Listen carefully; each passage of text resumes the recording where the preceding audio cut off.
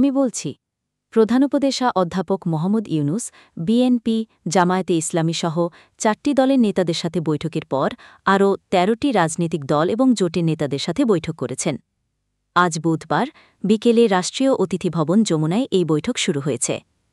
বৈঠকে অংশ নিয়েছেন রাষ্ট্র সংস্কার আন্দোলনের সৈয়দ হাসিবুদ্দিন হোসেন,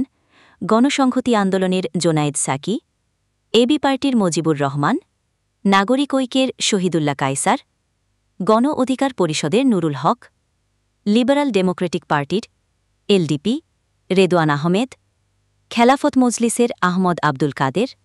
বিপ্লবী ওয়ার্কার্স পার্টির সাইফুল হক, জাতীয় সমাজতান্ত্রিক দল জেএসডির তানিয়া রব, 12 দলীয় জোটের শাহাদাত হোসেন সেলিম, বাংলাদেশ সমাজতান্ত্রিক দলের বজরুর রশিদ ফিরোজ, বাংলাদেশের কমিউনিস্ট পার্টির সিপিবি, প্রধান উপদেষ্টা ইসলামী আন্দোলন বাংলাদেশের প্রেসিডিয়াম সদস্য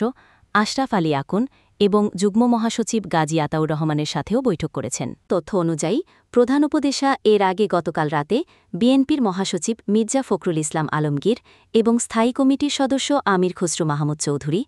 জামায়াতে ইসলামীর নায়েবে আমির আবদুল্লাহ মোহাম্মদ তাহের এবং সহকারী secretary general Hamidur Rahman Azad,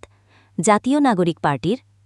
NCP Ahmad Nahid Islam এবং সদস্য সচিব আক্তার হোসেন। প্রধান উপদেষ্টা আরও 13টি রাজনৈতিক দল এবং জোটের নেতাদের সাথে বৈঠকে বসেছেন।